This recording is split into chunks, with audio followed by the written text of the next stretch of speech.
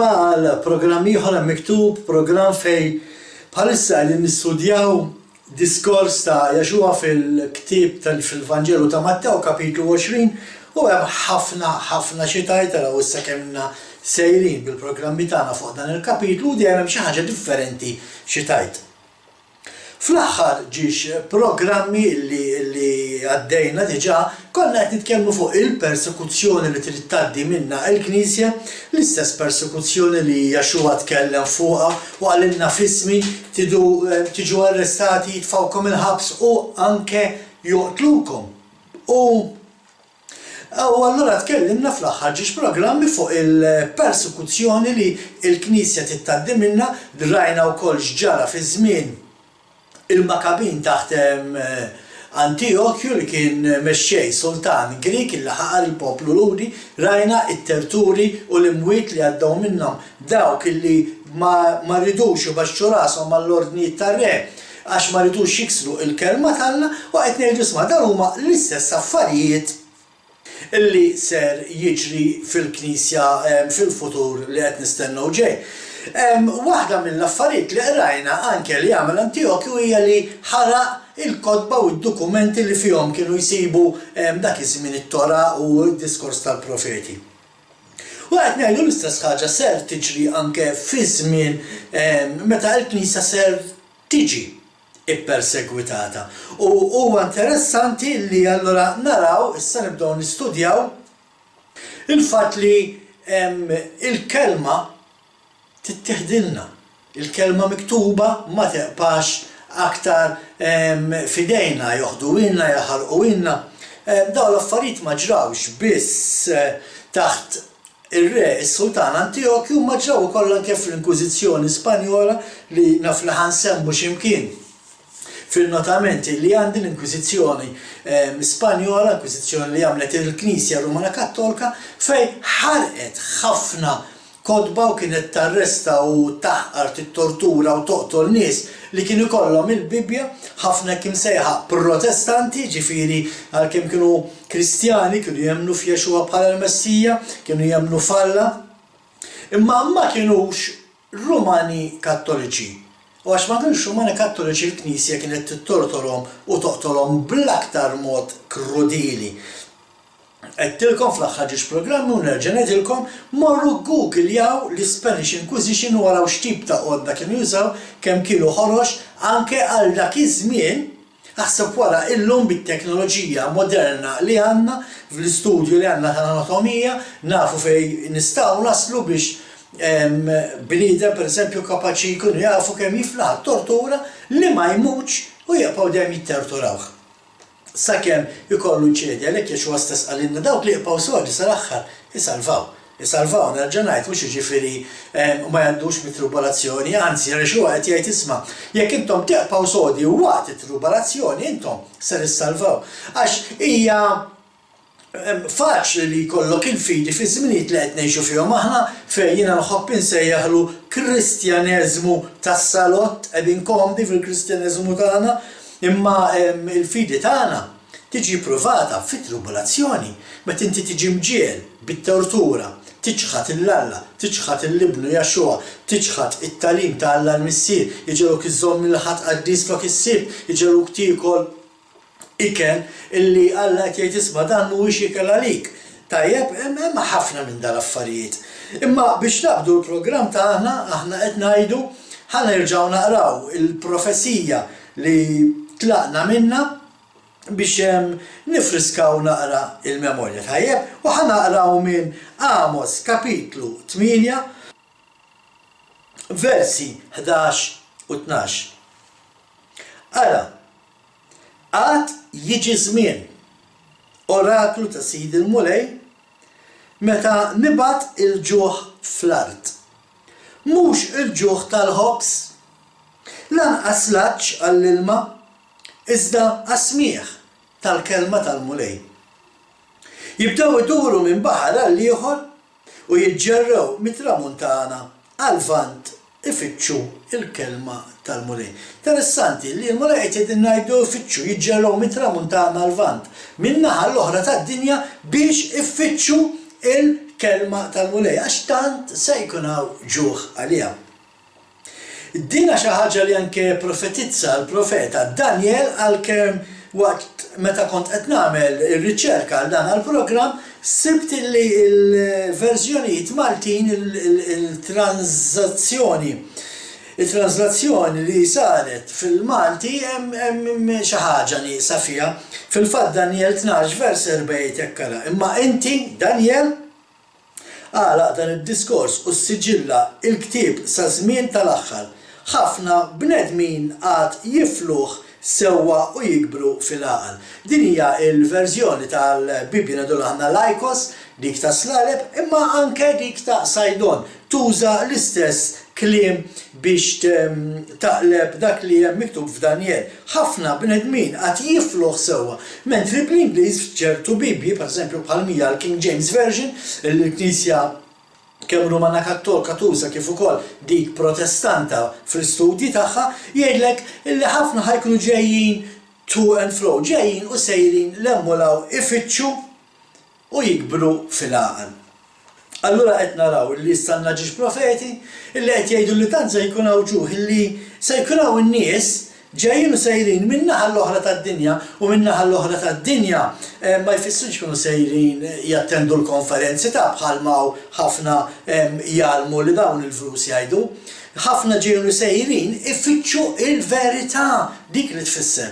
Tant ħajkun hawn ġuħ illi ħajbdu jfittxu mad-dinja kollha biex jisibu fejni il-verità. Ara u naqra il-Knisja minn hawn ftit żmien ieħor minn xiex trid tgħaddi, meta teħdel għall-kelma, meta jkun hawn ġuħ kbir, għaġ kbir għall-kelma talla u ħafna se jibdew ifittxu u jduru mad-dinja kollha sabiex jaraw fejn il-verità.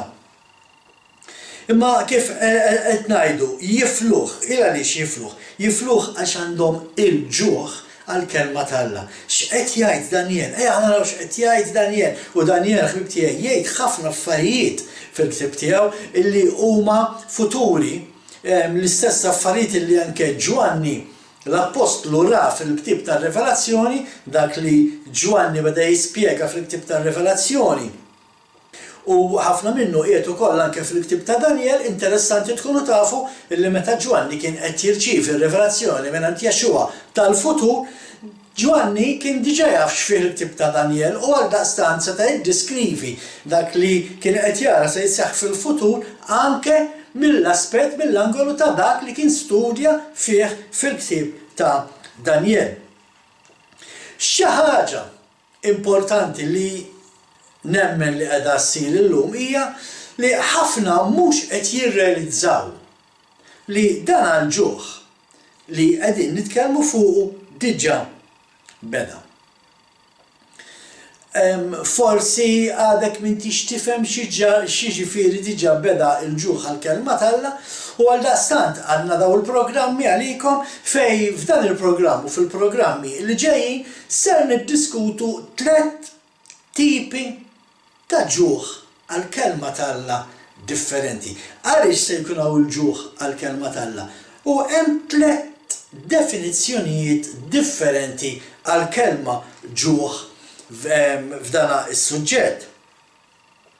U għaldaqstant ħanibdew bl-ewwel definizzjoni tal-kelma ġuħ jekk isirna l-ħin, it-tieni wieħed narawh fit-tieni programm u mbagħad fil-programm ta' wara u t-tielet definizzjoni tal-kelma ġuħ naraw ukoll forsi fi programm ieħor. Imma ħanibdew mill-ewwel definizzjoni tal-kelma ġuħ. L-ewwel tip ta' ġuħ li ħanitkellmu fuq huwa tagħlim tal-kelma jkun projbit. Jiġifieri se jiġi żmien u għalhekk qedtilkom ħafna mhux jindunaw illi dal-ġuħ diġà beda għaliex għax dak li ħanejt diġà qed narawh iseħħ. Imma se jiġi żmien fejn ma nkunux nistgħu nifarinġelizzaw lin-nies il-kelma talla, ma nkunux nistgħu irresqu aktar nies lejn il-mulej permezz li ngħidulhom xem fil-kelma talla, se jkun projbit jekk inti tinqabad titkellem fuq il-kelma talla tiġi arrestat, tiġi mitfuħ il-ħabs, anke torturat forsi u maqtul. Mhijiex xi ħaġa li mhijiex diġà qed issir. Tajjeb għandna anki f'xi programm minnhom issa forsi għandna lista ta' ħafna pajjiżi fid-dinja fejn ma tistax titkellem fuq il-Bibja tagħna għax inkella tiġi persegwitat. Imma ħaġa tal-iskantament wieħed minn dawn il-pajjiżi fil-fatt huwa wkoll Iżrael. Iżrael inti meta tmur Iżrael jafżawk u jgħidulek il-isma' oqgħod attent ma tistax tmur hemm u tipprova tevanġelizza lil Jexua. Ma tistax tmur fuq in-nies, speċjalment ma qed ngħid fuq in-nies, dawk ortodossi, għax il-pagani forsi tkellimhom u jew ma jagħtux kasek jew forsi jaċċettaw dak li qed tgħid. Il-Kristjani li hemm m'għandax għalfejn tevanġelizzalhom lil Jexua diġà suppost jafuh diġà għandhom, imma jekk inti tazzarda tkellem il-xi ħadd ortodoss, dawk l-ortodossi li l-om jinkullu dejjem bil-libsa sewda miżbajda bla gravata u kappelli swed dawk, il-moment li tipprova tkellimhom fuq Jexua, f'kemm ilha ngħidlek tiġi ċirkundat mis-soldati tal-IDF, is-soldati tad-difiża Iżraelita arrestat u interrogat, jekk mhux ukoll inkeċċi minn Iżrael. Iva, bibdej verament dina isseħħ ġewwa Iżrael. Imma kif qed naraw prattikalment din hija xi ħaġa ta' eżempju. Tajjeb dal-affarijiet forsi ma narawhomx f'pajjiżi aħna Musulmani għaliex forsi ma nersqux ma tantx immorru f'dak il-pajjiżi. Imma dak li anke qed jiġri f'Iżrael f'dan il-kamp tal-Ortodossi huwa wkoll diġà stampa ta' x'ser jiġri fil-futur bissa mad-dinja kollha. Aħna nafu li id-dinja ma tiġ taf b'Jexua, id-dinja ma tiġ tisma' fuq Jexua. Infatti ara inti kemm nies tipprova tevanġelizza u ma jridux jafu bik. Mhux tal-li ma jridux jafu bik, tal-li issa l-istampa qed iddur, issa il-munita daret in-naħa l-oħra u qed jgħidu l-isma' aħna il-ħżiena għax qed nippruvaw nindaħlulhom u aħna għax qed nippruvaw nitkellmu fuq Jexua u għax qed nitkellmu l-verità u allura issa qed issejjaħ hate speech li tippridka l-kelma tagħna huwa hate speech, pereżempju, ma tistax titkellem kontra l-abort.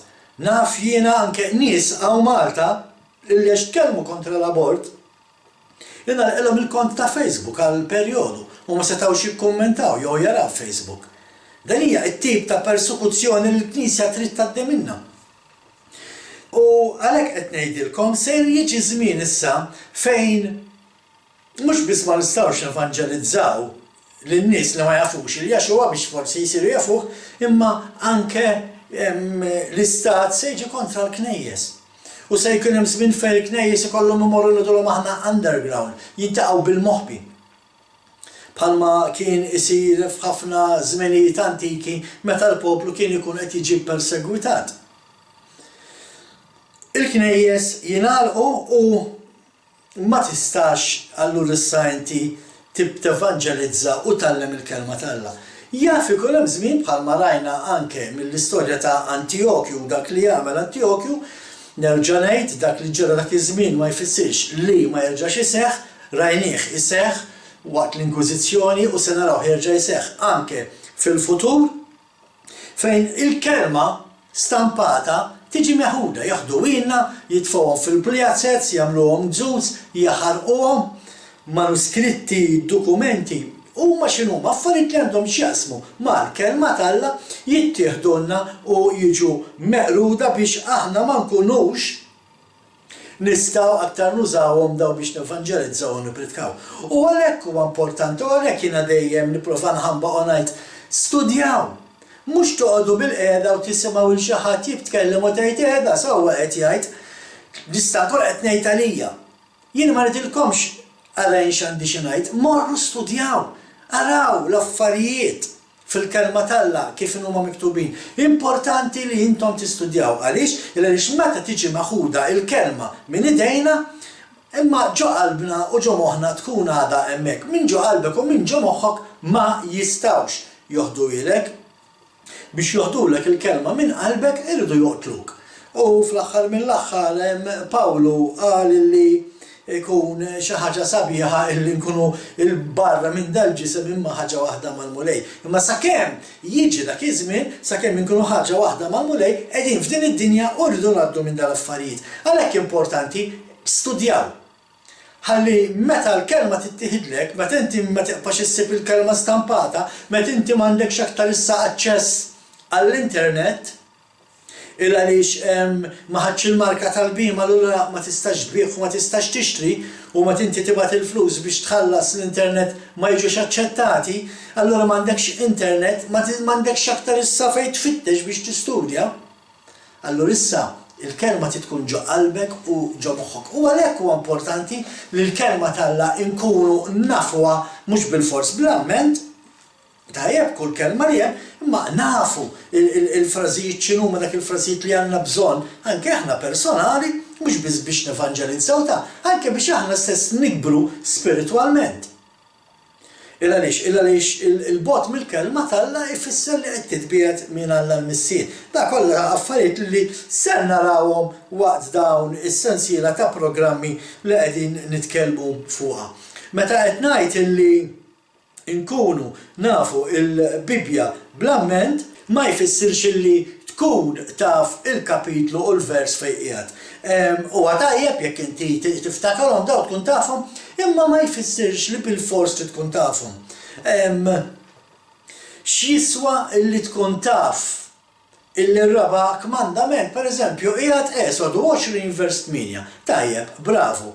Imma raba' kmandament tagħmlu? Għax ħafna jafu fejn qiegħed ir-raba' kmandament, ir-raba' kmandament huwa ftakar biex iżomm il-jum tas-sibt qaddis. L-uniku kmandament illi Alla jgħidilna ftakar, ġifieri tinsewx. Tinsewx il-jum tas-sibt żommuh qaddis. Kulħa ħafna jafu fejn qiegħed Esodu 20 vers 8, imma qed tagħmlu?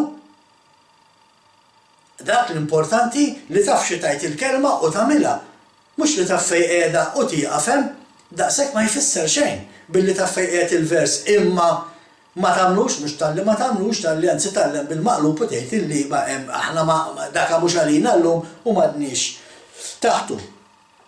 Imma nerġa' ngħid, l-importanti li tkun taf xi tgħid il-kelma u mhux il-kapitlu u l-vers fejn qiegħda. L-importanti li l-kelma tkun f'qalbek u f'moħħok sabiex tagħmilha. Nafu li 100% ħadkun miktuba fuq qalbna fil-millennium meta Jaxua innifsu ser jgħallem it-Tora il-dawk li jkunu għabhom fid-dinja. U ħajktibilna f'qalbna. Għaliex f'qalbna? Biex inħobbuha. Aħna rridu nkunu inħobbu l-istruzzjonijiet tagħna. Aħna rridu nkunu aħna li nħobbu il-liġijiet tagħna, l-istatuti tagħna, it-Tora ta' Alla. Alla ma jridniex nagħmlu l-affarijiet għax bil-fors għax għallek qed jgħid. Le ma għax aħna rridu inħobbu l-kelma tagħna u għax inħobbu l-kelma tagħna rridu nagħmluha. Xejn differenti minn dak li dejjem qal u għamel David. David kien iħobb il-kelma tagħna u għaldaqstant Alla kien iħobbu u għax kien iħobb il-kelma tagħna kien jagħmilha. Ukoll jiġi żmien mhux biss fejn tista' titteħdilna il-kelma, imma jiġi żmien fejn mhux biss jalqulna l-bibien tal-knejjes, imma anke ġo darek stess tiġi arrestat jekk inti tkun qed tagħmel Bible study ġewwa d-dar tiegħek. Pereżempju inti issa l-Knisja ma tistax tiltaqa' aktar għax il-bibien magħluqin l-istat tagħlaqhom għal xi raġuni jew oħra, u allura inti tiddeċiedi li taqsam il-Knisja tiegħek fi gruppi, kulħadd jieħu grupp ta' nies u fid-dar tiegħu jgħallem il-Bibja. X'jiġri? Jiġri li meta niġu biex niltaqgħu fid-djar tagħna se jkun hemm min qassa fit-toroq, ftakru xi qrajna fuq Antiokkju, kien hemm street leaders illi rrapportaw isma' inti tali nhar ta' Sibt qed jidħlu grupp ta' nies. Mela allura mbagħad jibdu jċekkjaw fuqek u jsibu li qed jiġu għandek is-Sibt għax qed iżomm is-Sibt qaddis għaliex qed tagħmel Bible study u mbagħad joqogħdu attenti u jisimgħu kanke tkanta dak li aħna nsejħulu praise and worship, kant ta' salmi jew kant spiritwali biex infaħru l-modej, u il-moment li jisimgħu kien tagħmel dan diġà għandhom konferma li intom allura qed tiltaqgħu biex tagħmlu Bible study. U x'jiġri jiġu għalik soldati, pulizija, xi ħadd tiġi arrestati, tiġu mitfu għal-ħabs u anke maqtula minħabba li semteha xogħek għal-innex u minħabba fismi. Tiġu arrestati, jitfawkom il-ħabs u joqtlukom. U dawn huma affarijiet li ħanaraw fil-futur ġejjin naqra ftit ta' kollox iseħħalla mhux giddib u għalla dak li profetizza dejjem sar u dan żgur li għad irid jerġa' jsir, forsi ma nistgħux ngħidu eżattament kif u x'fatta era li il-futur jafu biss Alla, imma din hija l-istampa li l-Bibja ittina. Tajjeb? Ta' dak li ġara u allura dak li ġara nafu li jrid jerġa' jiġri. Xejn ġdid taħt il-kappa tax-xemx bibtiegħi. Araw id-diskors ta' Jaxua fil-Vanġelu ta' Luqa, kapitlu 21, vers 16 fejn jgħid hekk araw. U jitradukom saħansitra il-ġenituri tagħkom, uħudkom, u qrabatkom, u ħbiebkom, u lil xi wħud minnkom joqtlukom. Nerġa' ngħid, dawn l-affarijiet ġraw fil-passat u żgur li ser jerġgħu jiġru fil-futur. Imma interessanti naraw id-diskors ta' Jaxua u x'qed jgħid Jaxua, x'jiġifieri il-ġenituri iva. Għax se jkun hawn minnu meddet illi jekk ikun jaf u ma jikxifx jaqlaħ anki hu. Mela ħajkun hawn ġenituri li jafu li wliedhom qed imorru kontra l-istat għax ma jridux jiksru l-liġi tal-Alla. Għax inti qatt m'għandek tmur kontra l-liġi tal-istat jekk il-liġi tal-istat hija tajba. Jekk il-liġi tal-istat hija parallel mal-kelma tal-Alla m'għandikx għalfejn ma tobdix. Imma jekk l-istat jordnalek tikser il-liġi tal-Alla bħalma rajna fl-ewwel programm Eliser illi pruvaw jiftħu ħalqu jtuħ il-majjal u dejjem beda jobsqu. Biex ma niksrux il-liġi tal-Alla, il-ġenituri allura x'jagħmlu jirrapportawna lill-istat. Jistgħu jkunu l-ġenituri, jistgħu jkunu ħudkom, jistgħu jkunu rabatkom. U jistgħu jkunu wkoll ħbiebkom, nies li taħsbu li huma ħbieb li jiġu għandek id-dar, ikunu jiġu għandek id-dar. U mbagħad imorru jirrapportawk wara u tiġi arrestat u kif qed jgħid Jaxua anke forsi mitfuħ il-ħabs u maqtul. Daqstant nerġa' ntenni kemm importanti li nkunu nafu xi tajt il-kelma tal-Alla. Għaliex, għax mingħajr il-kelma tal-Alla aħna nitbedu minn Alla. Bħalma jgħid il-Malti anke fil-proverbju pereżempju bot mill-lajn, bot mill-qalb. U l-istess hija din il-ħaġa. Il-moment li inti m'għandekx il-kelma tal-Alla, m'għandekx biex timbena x'jiġrilek tibda tiġġarraf naqra. Għalhekk huwa tajjeb li tkun taf xi tajt il-kelma tal-Alla biex meta inti m'għandekx il-kelma tal-Alla f'idejk, meta joħdu ilek imma xorta taf xi tajt. U meta tiġi inti arrestat u mitfuq il-ħabs bħal Pawlu xorta imwaħħal mal-ħajt bil-ktajjen tkanta u tfaħħar il-mulej ta' dak li inti fih u ta' dak kollu li hu. U hawnhekk fil-fatt tara araw xiġri meta nitbedu minn Alla, għaliex ħafna affarijiet anki milli qed jiġru llum fid-dinja, għalkemm aħna ma nagħtux każ, imma kollox qiegħed miktub fil-kelma tal-Alla ħbieb tiegħi. Marru miegħi fil-ktieb tad-Deuteronomju, kapitlu 8, vers 3. Id-Deuteronomju, kapitlu 8, vers 3 jarek ara. Huwa ċeknek. Rid li tbagħat il-ġuħ, imbagħad temak il-manna. Hawnhekk qed jitkellem Mosè lill-poplu Ludi qed jgħidilhom Alla ħallikom tbagħtu l-ġuħ biex imbagħad tagħkom hu li tiklu l-manna. Li la int u lanqas missirietek ma kontu qatt tafu biha. Il-fatt il-kelma manna dik li tfisser, di x'inhi? Dik li tfisserx qatt ma kienu daqgħu l-manna. Biex jurik li mhux bil-ħobż biss jgħix il-bniedem, imma b'dak kollu li joħroġ minn fum il-mulej, b'dan jgħix il-bniedem. Mela qed naraw li l-kelma tal-Alla għandna bżonna biex ngħixu. Mhux bil-ħobż biss irdu nżommu ħajjin il-ħobż,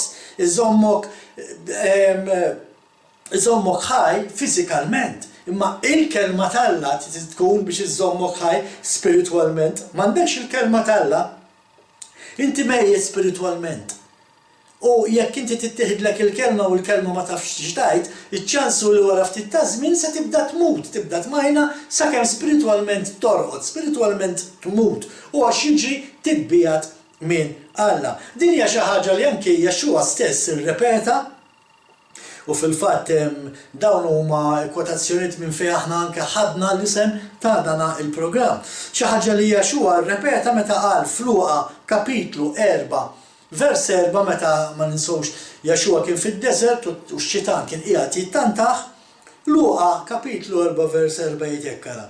Wieġbu Jaxua, hemm miktub li l-bniedem mhux biss bil-ħobs jgħix.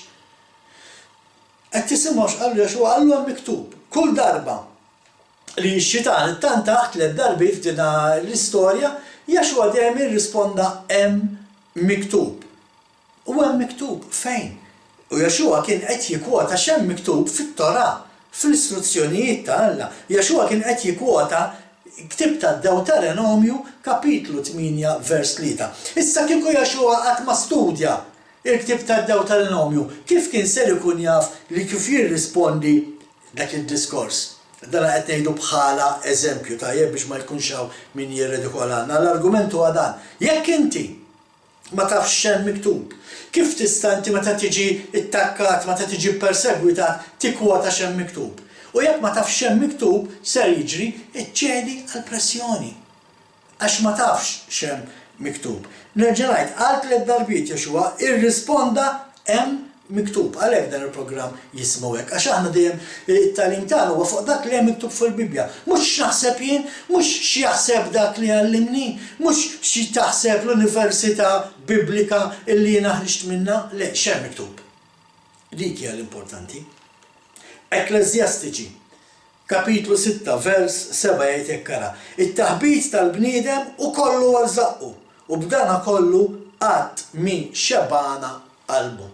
Mela qalbek min tixħa xebbaħħa billi tikol ħafna ħobs, qalbek tixxebbaħħa billi tikol spiritualment, billi tikol mill-kelma talla, ġifri taqra, tistudja il-kelma talla u tgħix il-kelma talla. Hemmhekk qalbek tkun sodisfatta. Bl-ikel biss mhuwiex biżżejjed. X'inhu l-argument? Importanti li tkun taf xi tgħid il-kelma. Biex meta tittieħidlek qalbek xorta ġa sodisfatt għaliex għax għandha l-ikel ġo fiha spiritwali. Issa ma tagħmilx differenza x'inti qalbek mimlija u taf xi tgħid il-kelma. Spiritwalment inti ħaj u xejn ma jista' jkissrek.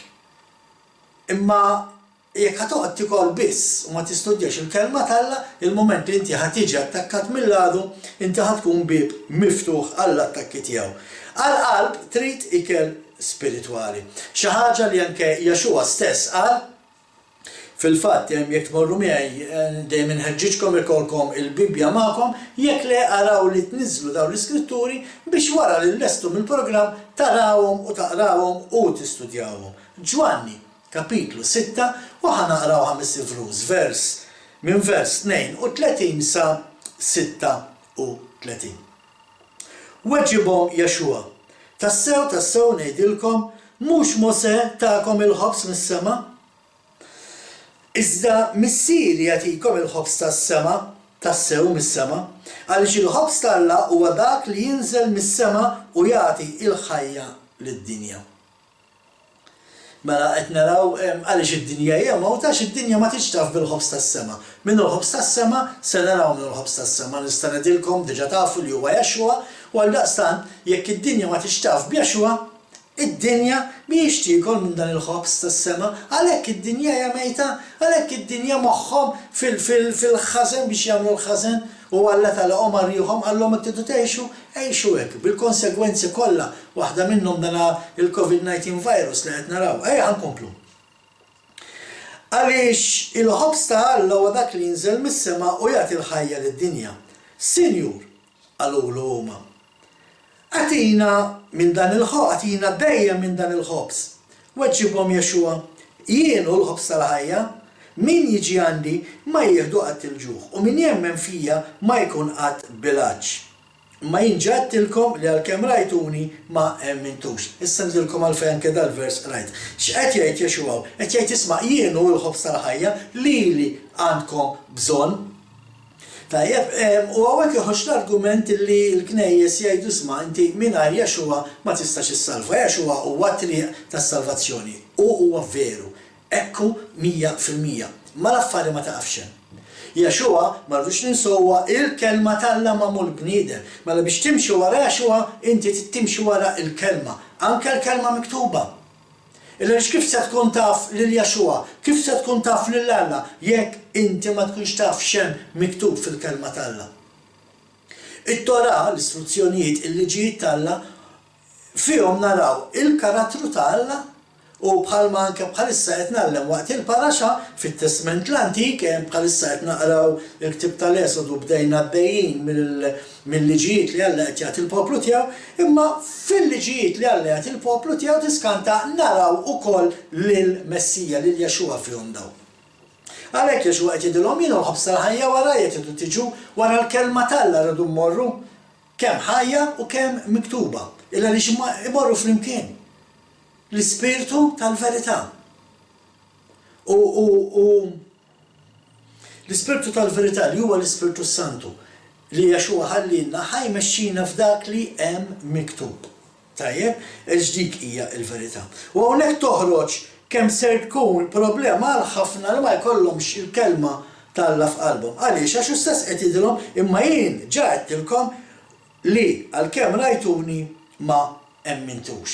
Ma nax qed jgħid dan-nies, dan nisrawh il-Jaxua, ma taffidew nisrawh jagħmel mirakli, bidel Iżrael. Ġwanni stess jgħidilna killu illi kieku kellhom jiktbu dak kollu li Jaxua għamel, il-libreriji kollha tad-dinja ma jesawx il-kotba. Immaġinaw x'għamel Jaxua u xorta m'emmnux fih. Aħseb wara kemm ħadkun aktar diffiċli għal dawk illi ma jafux il-kelma tal-Alla, ma jafux l-Alla, ma jafux il-Jaxua biex meta mawx il-kelma tal-Alla jemnu fih. U qiegħdaw u ma jemnux fih, qed jgħidulhom stess rajtuni u ma mintux. Qiegħed foskhom illum għandna l-kelma tal-Alla u ħafna xorta ma jemnux.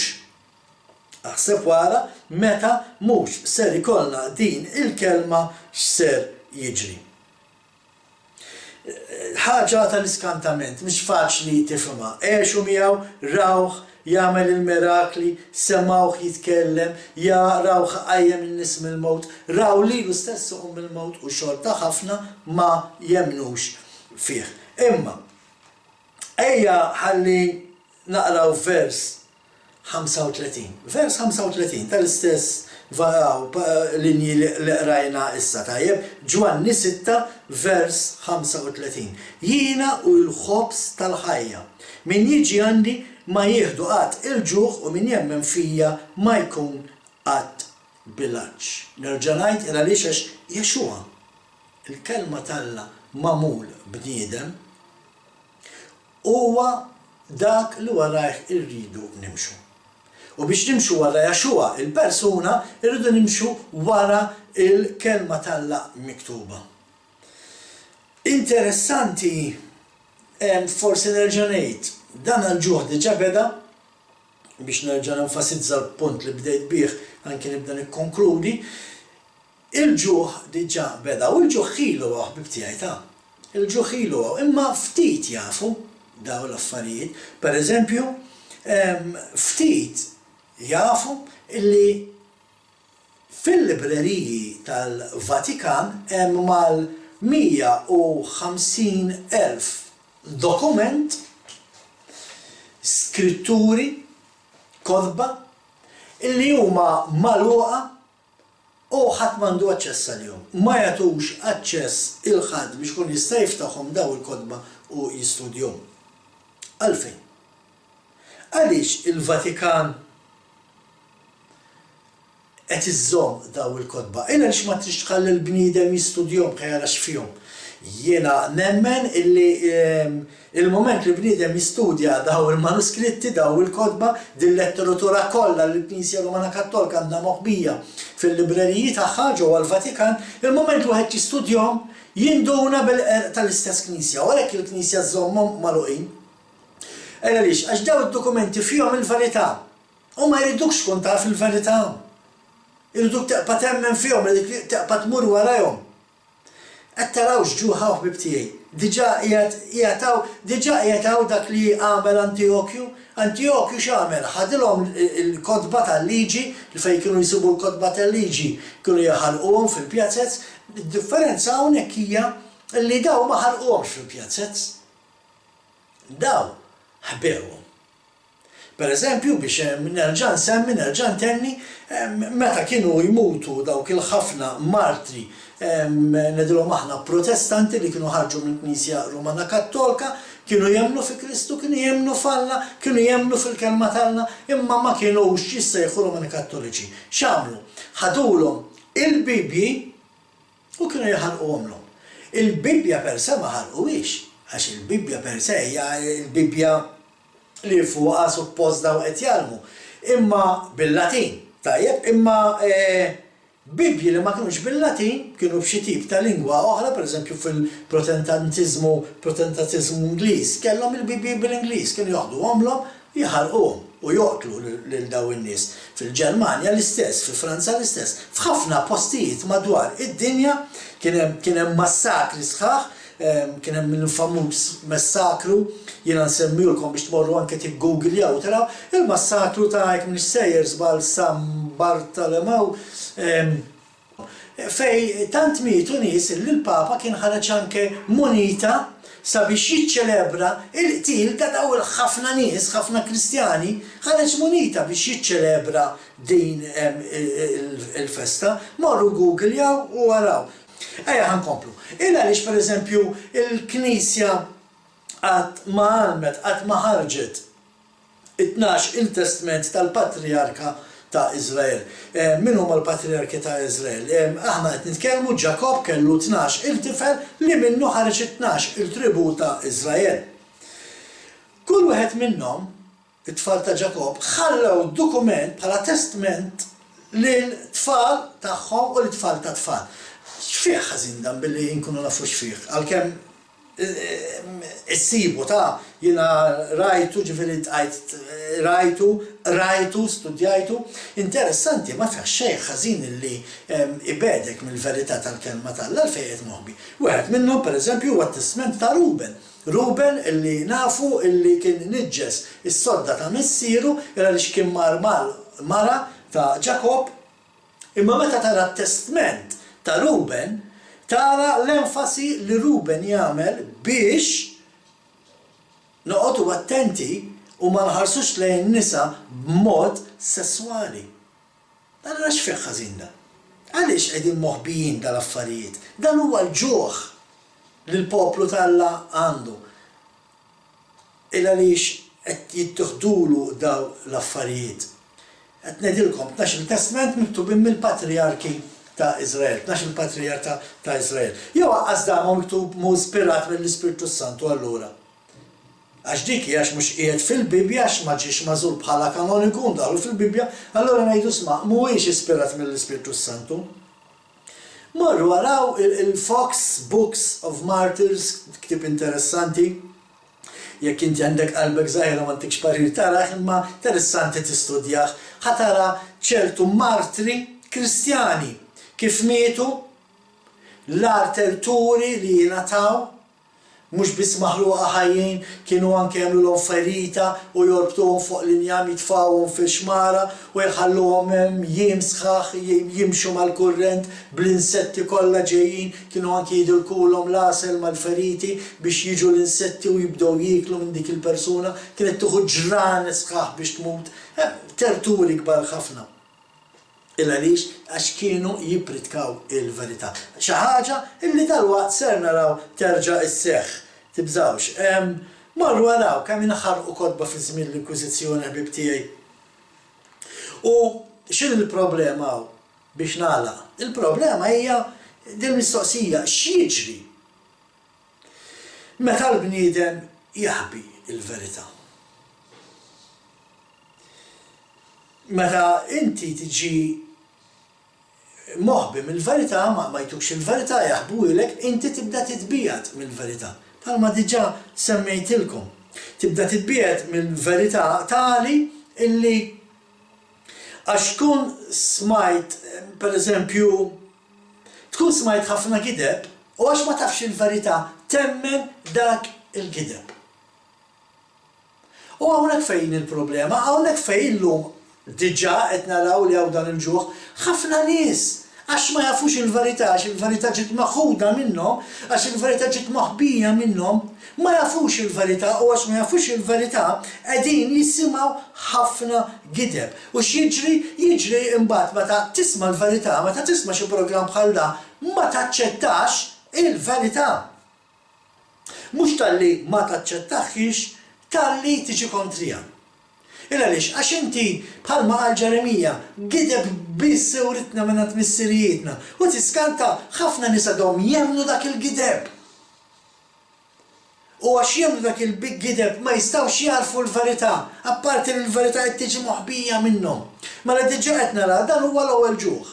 L-ewwel ġuħ fejn il-kelma tagħna tiġi moħbija, tiġi maħuda, tiġi meqruda. Diġà qed naraw dan il-ġuħ. Qed naraw f'dawk il-knejjes pagani illi jemlu ħafna affarijiet li vvinta l-bniedem u ma jemlux dak li hemm miktub fil-kelma ta' Alla. U għaldaqstant jemnu l-gideb li tuhom il-bniedem u qegħdin jitbedu, ħafna qegħdin jitbedu minn Alla. U lill-Alla mhux veru jafuh, għax inti biex tkun taf l-Alla tkun taf il-kelma tiegħu, il-verità. U b'dan ħsieb nieqafaw u fi programm ieħor issa naraw it-tieni definizzjoni tal-kelma ġuħ x'inhi. Sakemm naslu għal dak il-programm ħbib tiegħi. Bħalma dejjem ngħidilkom qatt toqgħodu fuq dak li jgħid il-bniedem. Oqgħodu biss fuq dak li hemm miktub. Fisem il-komplement ta' sħabi ta' Malta Messjanika insemmilkom.